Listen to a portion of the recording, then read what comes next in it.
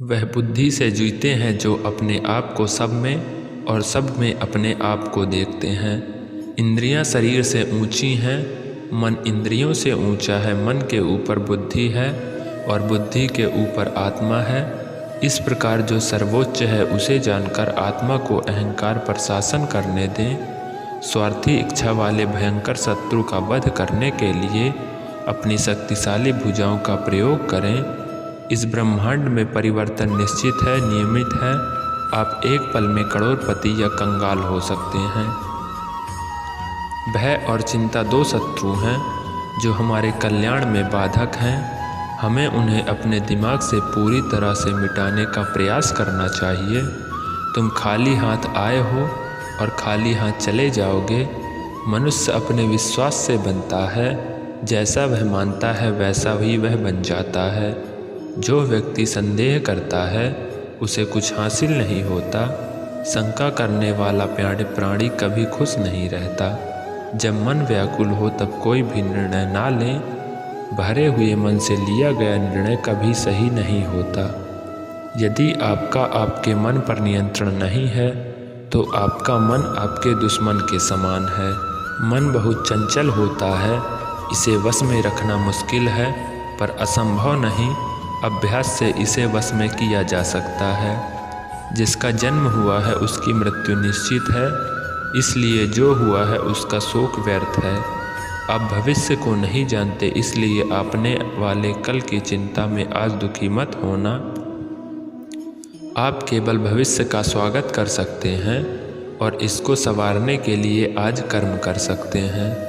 आपके अधिकार में सिर्फ कर्म करना है, इसलिए कर्म करें, फल की चिंता ना करें। जब कोई भी कर्म करने में आपको फल की चिंता नहीं रहती तो वो आपको जगड़ता नहीं है। जो हो रहा है वो अच्छा हो रहा है, जो होगा वो भी अच्छा होगा, इसलिए व्यर्थ की चिंता मत करो। आज जो आपका है वो कल किसी और का होगा और परसों किसी और का, इसलिए व्यर्थ की चिंता ना करें। आत्मा अमर है, शरीर तो सिर्फ मिट्टी है। आत्मा ना पैदा होती है ना मरती है। चाहे इस काल में या इस फिर आने वाले काल में कोई भी ऐसा व्यक्ति नहीं है जिसने अच्छे कर्म किए हो और उसका बुरा अंत हुआ हो। जब इंसान की ज़रूरत बदलती है तो उसके बात करने का तरीका भी बदल जाता है। अहंकार सर्वनाश की ओर ले जाता है। समय सबसे बलवान है। तुम इस धरती पर मेहमान हो, मालिक नहीं, इसलिए अहंकार छोड़ दो।